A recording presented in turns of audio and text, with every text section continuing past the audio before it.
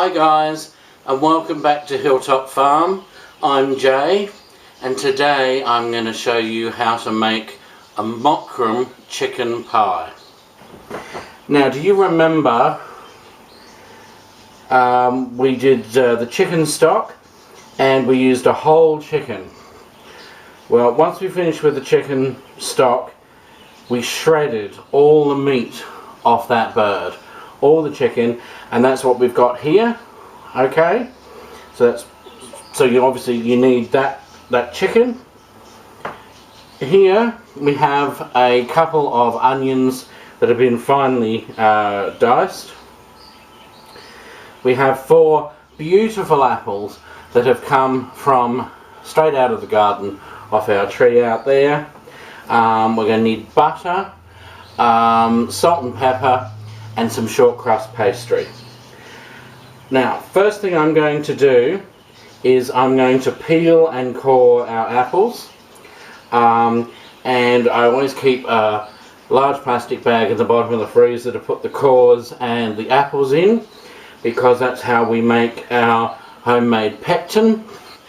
And it's also how we make our own apple cider vinegar, which is another thing I'll be showing you at some point in time.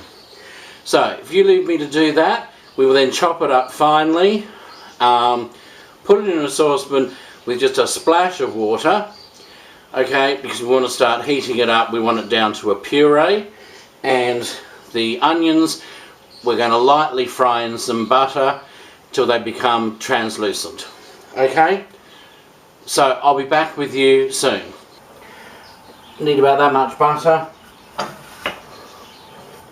Okay, we'll just melt that in our frying pan. That's almost melted there. Now, as I say, we're just wanting these lightly cooked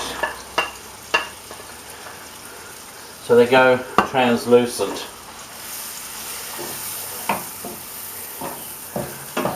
I originally came across this recipe in a cookbook by one of my mentors, I must say, the lovely Clarissa Dixon Wright. She was one of the first people that I came across that shared my views on supermarkets and actually learning about what it is that's in your food and what you eat.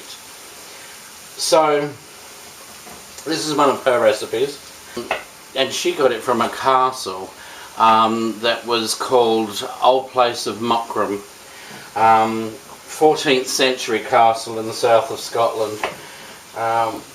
The butler had to invent this when all of a sudden there were guests for tea and no one to cook, and he raced around the kitchen and found some bits and pieces, and he came up with this. Now our onions are cooked and just taken those off the heat. We need them to go cool, and while our apples are breaking down into a puree, I thought I'd work on the meat. Now what I've done is halve the meat, because the beauty of this recipe is not only do you get 11 pints of stock out of it, you get 2 pies, so that's 11 pints of stock and 2 meals out of 1 chicken. Alright, now this is one of the stocks. Now what I do, add probably add 1/4 of a pint to that. You just need to moisten it up a bit. Tends to dry out. Okay, we'll see how that goes. Now we need to season it. So I've got Himalayan salt here. I think we'll have probably 3 decent pinches of that.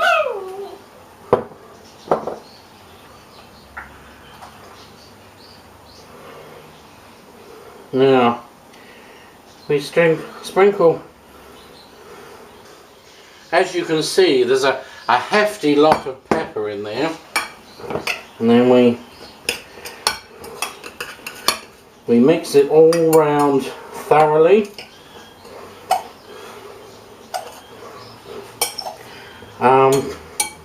Got to make sure it is evenly through, otherwise someone's going to have a bland piece and someone else will become a mouthful of peppercorns. Okay, it's kind of getting there. Okay, I think it needs a fraction more pepper.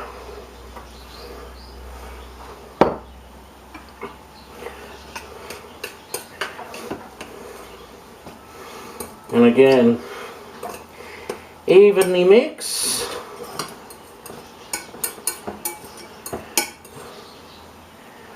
Okay, and give it a taste. Perfect. Absolutely perfect. Okay, so we'll put that to one side. So our onions have cooled over here. Our apples have formed a puree nicely there. This is our chicken that has been seasoned. Now, here we have our pie dish, well greased, and short crust pastry. And I have a confession to make. I've bought the pastry, but we'll make pastry another time and I'll show you how to do that. But don't tell anyone. Okay, so we've lined our pie dish with our short crust pastry. Now, I know this all sounds very strange, and I thought so too, but it is very, very nice. Bear with me. Okay, we start off by assembling our pie with the onions on the bottom.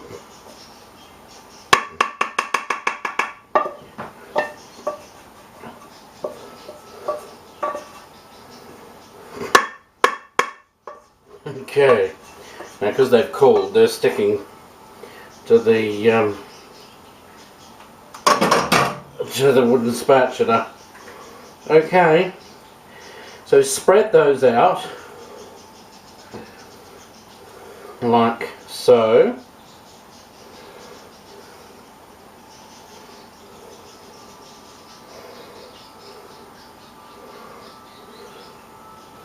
Okay, now,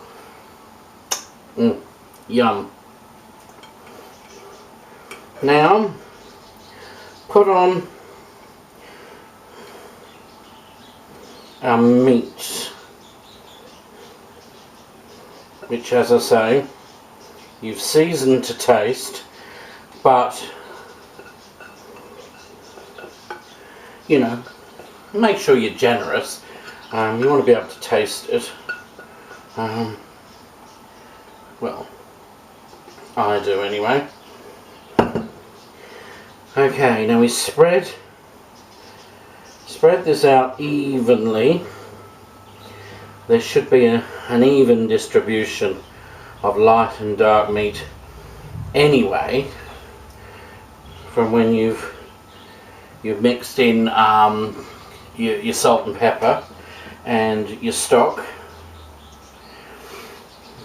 Okay, so that's that.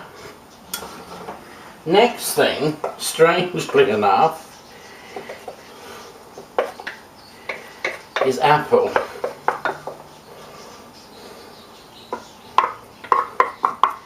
Now, pile it all up in the middle first, like that. Okay.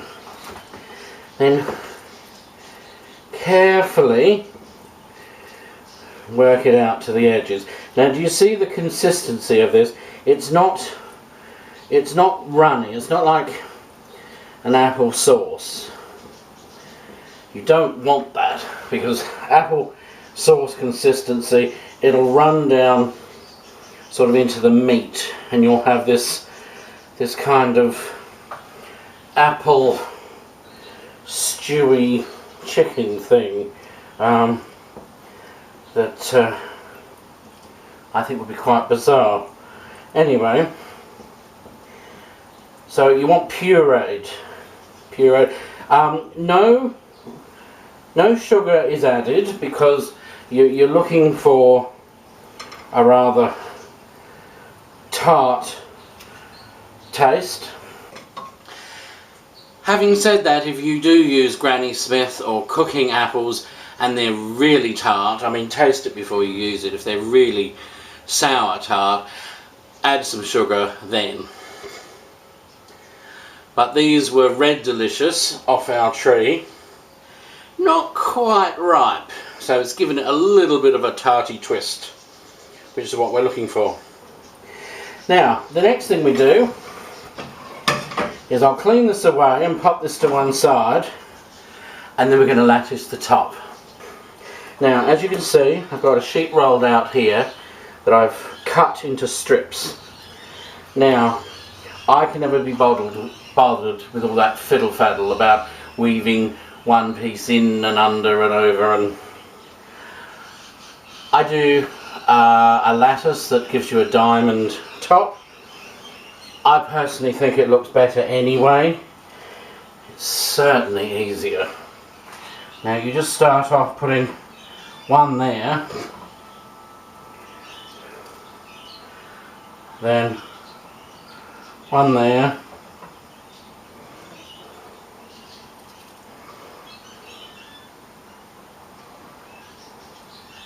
one there,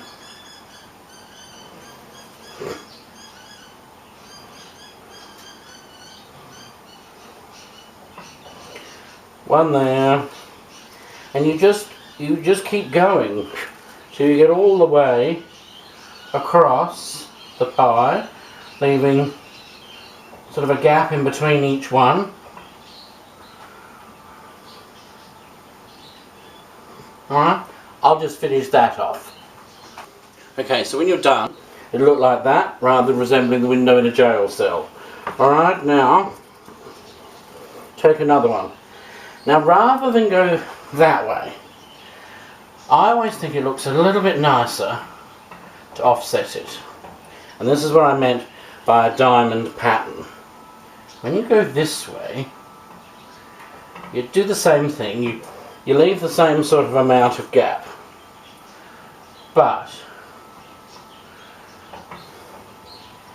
when you go this way, you leave little diamond openings. Do you see that? I personally think much more decorative, much more sophisticated,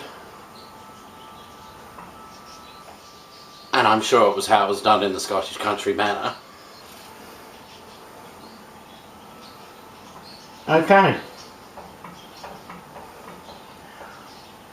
I'll be back when it's time to trim it up. So we make sure they're all firmly in place. Right, now I have to trim it up. Now, the secret is, when you're trimming up a pie like this, you cut down, right, but then you don't pull up against the pastry, because you'll pull it off the lip. So you push down, then you come up like this. I'll show you. You push down, come up away from the pastry, push down, away from the pastry. If you try and come up here, you see you'll pull it up, and as I say, you don't want to do that. So Push down.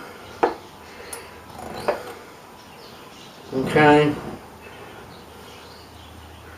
Down.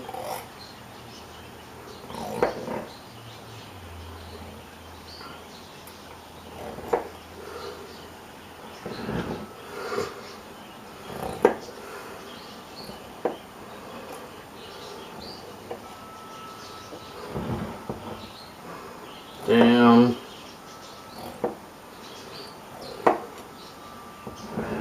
You see, that's really easy.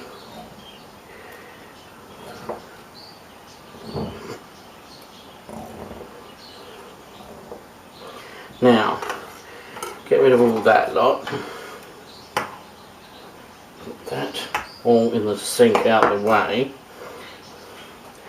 Now that looks, you have to admit, that looks extremely professional, and the sides are all trimmed up beautifully. Now we just give it an egg wash, which, as you probably know, is beaten egg brushed over the top. It helps bind it together and gives it a bit of colour. Now our oven should have been preheating very, very hot. Preheat at 220 degrees C or 425 F or gas mark 7, right? Once that's had its egg wash, it goes in that very hot oven for 10 minutes. Then turn it down, don't forget it, whatever you do, turn it down to 180 C or 350 F or gas mark 4 and continue cooking for 30 minutes. Alright?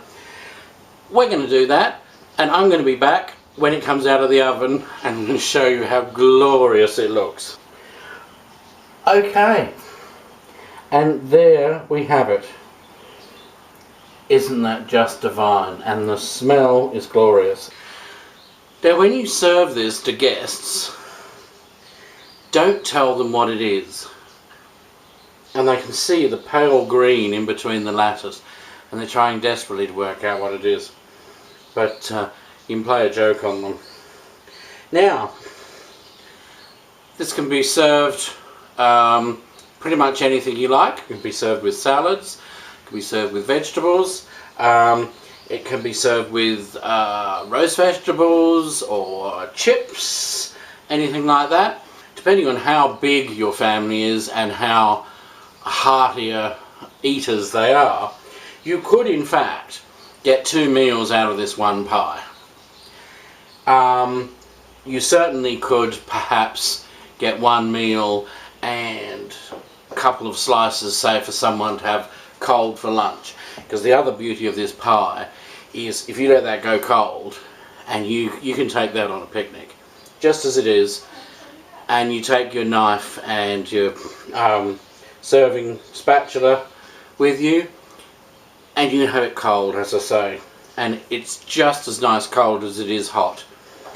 Now, as I say, that would probably do my family for 2 meals. Contrary to what you might think, I'm not actually a massive eater, and the other 3 members of the house are ladies and don't eat as much anyway. So when you think about it, we had 1 large chicken, okay, we've had some apples, we've had a couple of onions, maybe 4 onions, let's say, with a couple of carrots, some celery, what else, salt and pepper, bit of butter, oh, the pastry. But all that combination, it's given us 11 pints of top quality, tasty chicken stock that's now in our pantry. It's given us, we make another one of this, because we've halved the meat, as I said, so it's in effect given us 4 meals plus all that stock out of one admittedly very large, but out of one chicken. So not only have you got a top quality homemade meal there, but the saving is astronomical, because for probably 20, maybe $25 at a push, you've got 4 meals and 11 pints of stock. Well, I think that's not bad going. So I hope you try this, because it's very easy. Leave comments in the comments below, or if you go into our channel's page and click on About, the email address for Hilltop Farm is there. You can email us direct. Let me know what you think. Send me a photo. I'll be very interested, because it's delicious.